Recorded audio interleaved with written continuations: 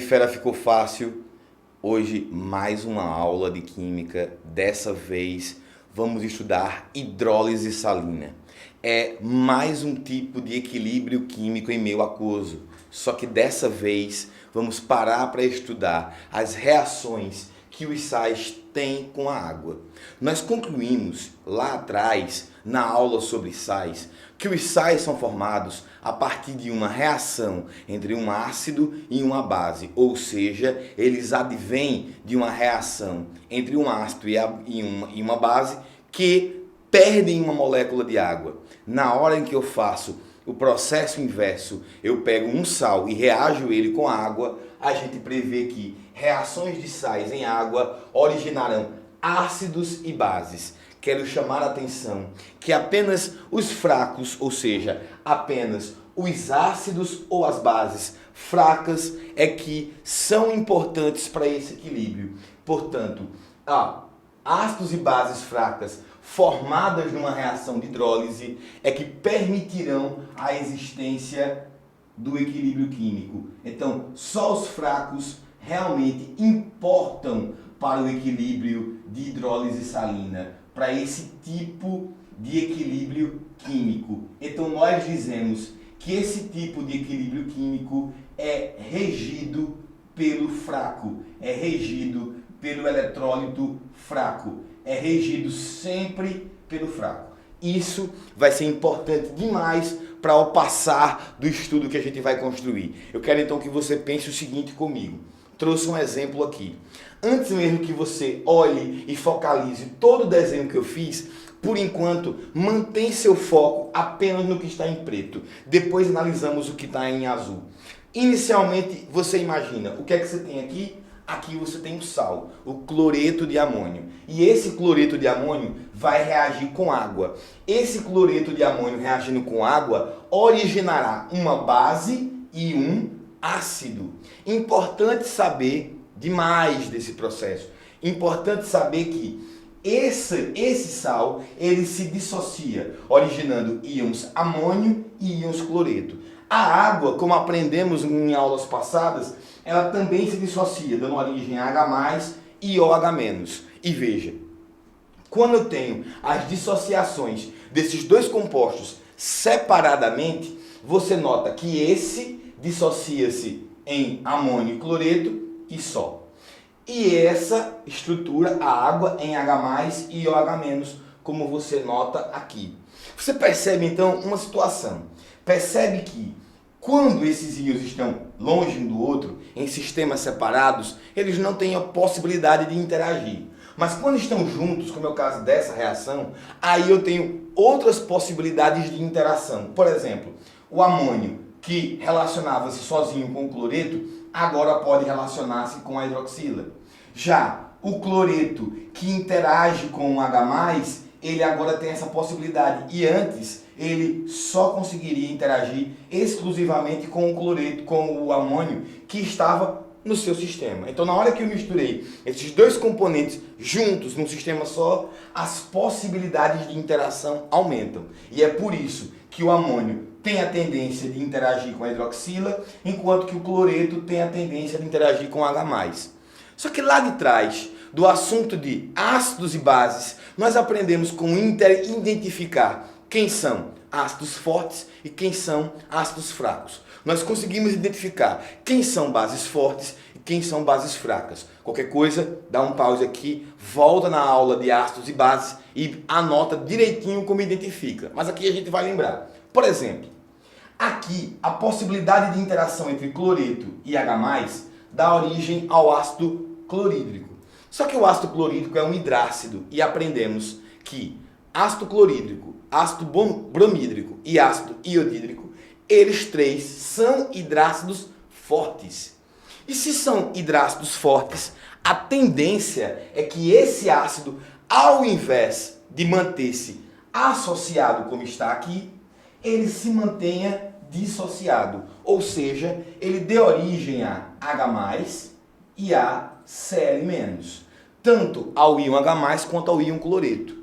Enquanto que a amônio o amônio e a hidroxila interagem entre si, dando origem ao hidróxido de amônio. E essa é uma base fraca.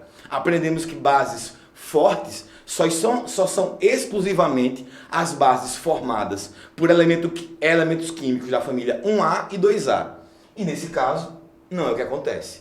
Lembra que lá a gente estudou que bases fortes são formadas por elementos químicos da família 1A e 2A, menos quando estão inseridos o berílio e o magnésio. Esses dois também formam bases fracas. Então, aqui é uma base fraca, e como toda base fraca, você aprendeu que ela tende a se manter associada, ela tende a se manter unida. Como ela tende a se manter associada e unida, ela deixa livre H+, e Cl-. Então você percebeu que esse sal, ele veio originalmente constituído ou construído da onde? De uma relação entre uma base fraca e um ácido forte. Essa base fraca, como a gente acabou de falar, se mantém associada, mas o ácido forte se mantém o quê? Dissociado, permitindo que no meio existam H+. E se no meio existir H+, é óbvio que a concentração de H+ será maior do que a concentração de OH-, e isso irá gerar para mim um pH menor do que 7, ou seja, um meio ácido. Então quer dizer que, na hora que eu analiso um sal e que ele é originalmente montado, construído por um ácido forte e por uma base fraca, o meio torna-se ácido. Por quê? Porque o ácido se sobrepõe à base, mantendo no meio uma maior quantidade de íons H+. Nós podemos então perceber que isso só foi possível, essa manutenção de H+, não é porque o ácido era forte, mas sim porque a base formada era fraca. E essa base fraca formada fez com que o amônio capturasse hidroxilas do meio. E ao capturar hidroxilas do meio, retirando as hidroxilas do meio, permitiu que o H+ permanecesse dissociado e gerasse dentro dessa estrutura um meio ácido. Então é como se a gente dissesse que a interação que aconteceu aqui foi graças a uma hidrólise provocada pelo cátion, ou seja, o cátion, a parte positiva, é que vem e captura hidroxilas, e isso provoca, na realidade, o que analisamos como uma hidrólise do cátion. Eu simplesmente poderia dizer que essa reação seria mais bem construída, ou melhor construída, tá? Seria melhor construída se por um acaso nós disséssemos o amônio interage com a água, formando numa reação reversível o hidróxido de amônio e deixando no meio os íons o quê? H+. Isso também seria uma forma de expressar essa reação de modo a perceber o que realmente aconteceu. Até porque, se você fizer uma análise mais aprofundada, o cloreto nesse processo, ele mal participa dele. Ele simplesmente começa e termina o processo sem provocar nenhuma diferença no meio. Isso é o que nós dizemos, ou que nós chamamos em química, chamamos ele de íon espectador. É importante saber disso, porque o íon espectador, nesse caso aqui, ó, o ânion, ele simplesmente não participará do sistema em equilíbrio e possivelmente não, e com certeza ele não participará da constante de equilíbrio quando eu quiser montá-la. A gente vai trabalhar essas constantes de equilíbrio daqui a pouquinho. Mas antes disso, percebe uma coisa, coloquei um outro exemplo aqui do lado, para a gente poder focar e trabalhar nele. Eu tenho, nesse caso, o sulfeto de sódio em reação com a água. Nem vou trabalhar tanto como eu fiz aqui. A gente vai ser mais sucinto, mas vocês vão perceber com clareza. O sulfeto de sódio, ele quando dissociado, ele originalmente ele é constituído pelo íon sódio e pelo íon sulfeto. O íon sódio, ele vem do hidróxido de sódio, que é uma base forte. O sódio é família 1A. Já o ácido sulfídrico que dá origem ali ao sulfeto, é um ácido fraco. A gente aprendeu que dos hidrácidos, os únicos fortes são HCl, HBr e HI, como eu acabei de lembrar minutos atrás. Aí, essa base é a base formada aqui, ó.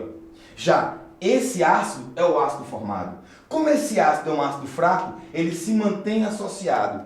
Como essa base é uma base forte, ela tende a se manter o quê? Dissociada. E essa dissociação permitirá que a gente diga que deu-se origem aqui a 2 íons sódios e deu-se origem aqui a 2 hidroxilas. Isso, como você nota, gerará no meio a presença de íons OH-. E se a presença de íons OH- se sobrepõe à presença de íons H+, então a concentração de íons H+ é menor do que a concentração de OH-, você então percebe que o pH aqui é um pH maior que 7. E esse pH maior que 7 produz, forma para mim um meio básico. Isso por quê? Porque veio originalmente de uma base forte sobre um ácido fraco. Questões para fazer análises desse tipo, que são análises expressamente qualitativas, sem uma análise realmente quantitativa, são muito comuns no Enem. É muito comum, inclusive, fazendo questionamentos com o nosso cotidiano, com as relações entre a química e a agricultura e os sistemas agrícolas, também com a relação de preservação do meio ambiente. Quando se diz, por exemplo, que uma empresa produz um efluente para um rio, que despeja no rio, tá? Uma quantidade de material, de dejetos ácidos, como eu poderia tratar esses dejetos ácidos? Diretamente com uma quê? Com uma base. Ou com um sal, tá? De hidrólise básica. Iria neutralizar, sim, aquele rejeito, aquele dejeto que a indústria acaba liberando no leito do rio de forma mais eficiente. Então você começa a perceber que sim, isso é muito questionado no Enem em situações como essas. É importante então notar uma outra coisa que a gente trabalhou agorinha. O que é que o sulfeto, nesse caso, ele é? Ele é o que gera o equilíbrio, ele é o fraco que permite a formação do equilíbrio. Então o sulfeto aqui, ó, o sulfeto junto com a estruturação da formação do ácido sulfídrico, ele é quem rege, ele é quem regencia esse tipo de sistema. Esse sistema é regido pela parte fraca. E dá para lembrar também que o sódio, que é o íon aqui, ó, da parte forte, ele é apenas o íon espectador. Ele é apenas, como eu disse agora, o íon espectador. E ele não vai entrar, por exemplo, na constante de equilíbrio quando a gente tratar dessa reação. Então, construído dessa forma, você nota, você percebe que claramente, muito claramente, você sempre põe na cabeça o que é que vai determinar o tipo de geração aqui, de formação do meu equilíbrio, é sempre o fraco. Mas quem é que determina o que o meio será? É sempre o forte. O forte determina o meio. Então, se o ácido era forte, que deu origem ao sal, o meio é ácido. Se a base que deu origem ao sal é que é forte, o meio é que é o quê? É um meio básico. Vamos só lembrar de uma coisa. E se ambos forem fortes? Se ambos forem fortes, na mesma proporção, no meio será neutro. Outro detalhe. E se ambos forem fracos? Se ambos forem fracos, também o meio vai determinar qual terá maior constante de Ka ou Kb. É importante demais lembrar disso, importantíssimo. Vamos agora para a tela para a gente poder identificar claramente o que a gente falou num tipo de revisão. Vai lá na tela e percebe. Hidrólise de sal ou de íon é a reação que ocorre entre a água e pelo menos um dos íons formados pela dissociação do sal. O cátion só reage com a água se formar uma base fraca. E aí você vê a reação acontecendo e o meio ficando ácido. O ânion só reage com a água se formar um ácido fraco. Se forma um ácido fraco, o que acontece é que o meio fica com hidroxilas livres. E aí o meio fica básico. Exatamente o que a gente tratou. tá? Se o cátion é que reage, o meio fica o quê? Fica ácido. Se o ânion que reage, o meio fica o quê? Fica básico. Então, você já vai começar então a construir essa ideia a partir do que a gente estudou aqui no quadro e da revisãozinha que está vendo aí nessas telas. No próximo passo, você vai perceber o seguinte. Como os sais são formados pela reação entre um ácido e uma base, concluímos que a hidrólise de um sal produzirá um ácido e uma base. A grande questão é, o que é que vai diferenciar um do outro? O grau de afinidade que o cátion tem, tá, pelo íon hidroxila. E o grau de afinidade que o ânion tem pelo íon próton, ou seja, pelo H+. Quanto maior o grau de afinidade, mais juntos eles estarão e deixarão possivelmente o íon oposto livre no meio. Então, se o cátion tem uma afinidade muito grande com a hidroxila, acontece que os íons H+, ficarão mais livres. O inverso também é verdade. Se o ânion tiver uma afinidade muito maior em relação ao íon H+, esse vai deixar hidroxilas livres. Então, a ideia é sempre construída a partir disso. E aí você vê alguns exemplos para a gente poder construir mais situações. Sulfato de cobre em água forma uma base fraca e um ácido forte. Lembra, o ácido sulfúrico é um ácido forte, ele é um quê? Um oxiácido. Como é que eu determino se um oxiácido é forte? Pego o número de oxigênios e subtraio o número de hidrogênios.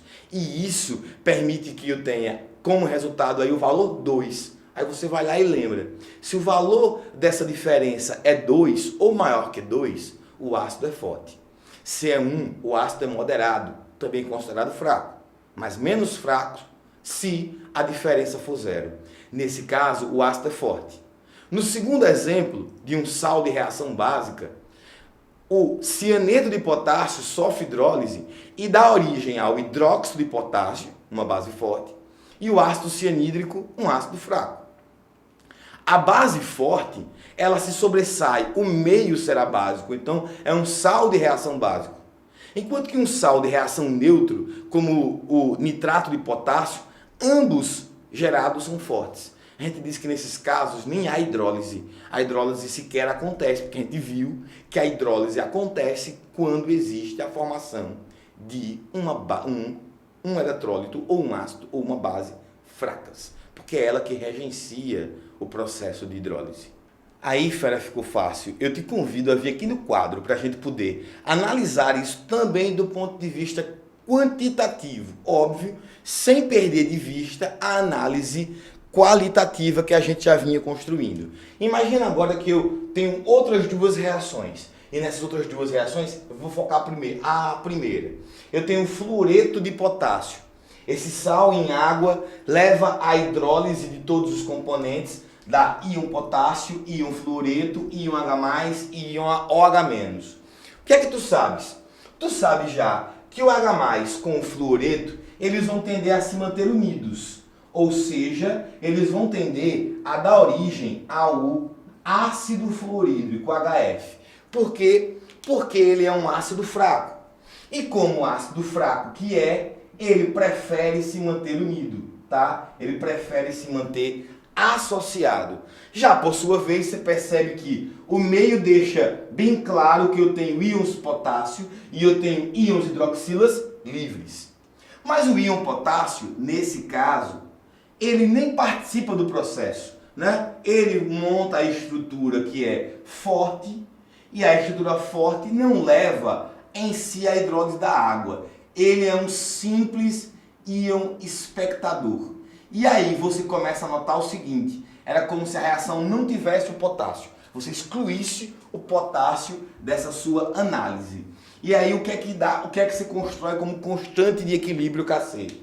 Constrói produtos sobre reagentes. Quem são o produto e o reagente? Produtos são ácido fluorídrico e hidroxila, que estão aqui em cima.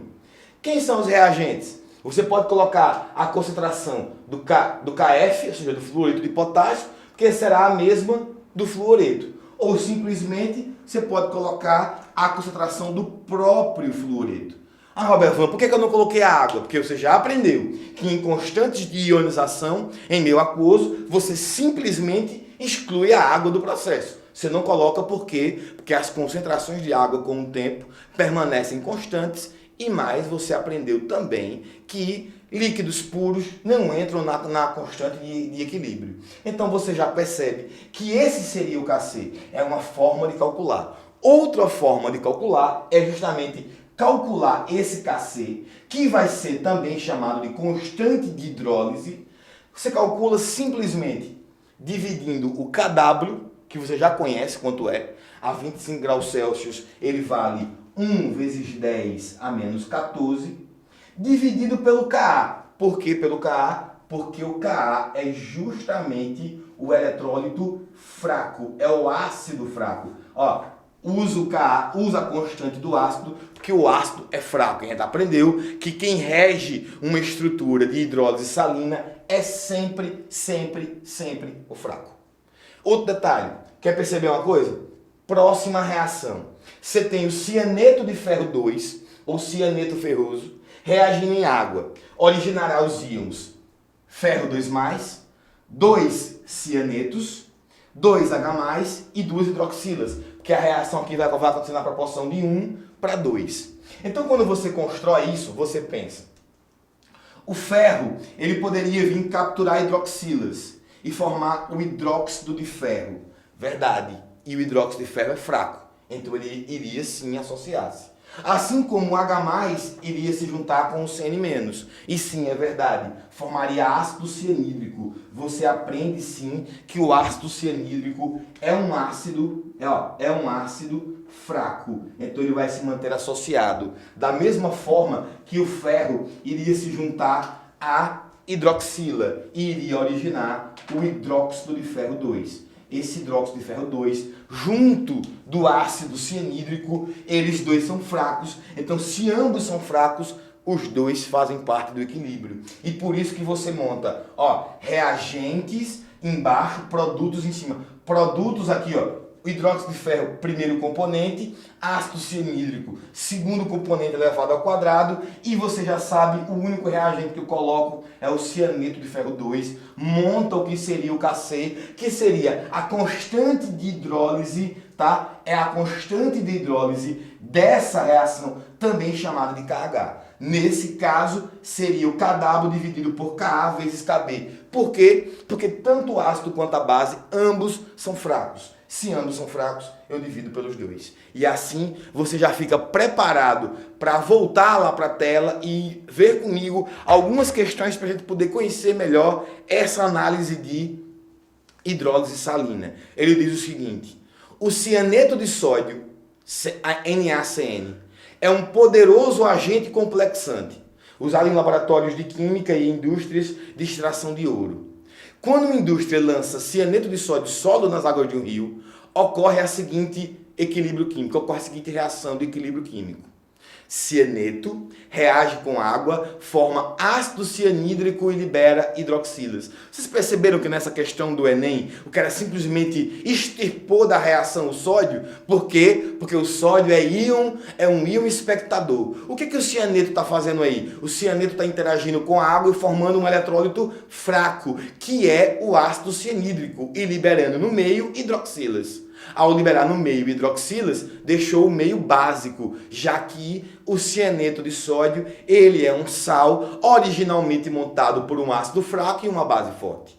Que tipo de equilíbrio químico é esse? É uma hidrólise salina. Assinalo que letra? B de bola. Quer outra questão? Universidade Federal do Rio Grande do Norte diz o seguinte, na questão: Antônio presta serviços de manutenção em piscinas. No processo de cloração da água, ele utiliza hipoclorito de sódio. Ao dissolver certa quantidade dessa substância na água de uma piscina, o valor do pH aumenta ou diminui? Peraí, hipoclorito de sódio. Vem aqui no quadro comigo e analisa esse sal comigo. Ó, NaClO. Você já sabe que esse sal, ele tem origem em uma base e em um ácido. A base que vem, ela é constituída a partir do íon sódio e o ácido do íon hipoclorito.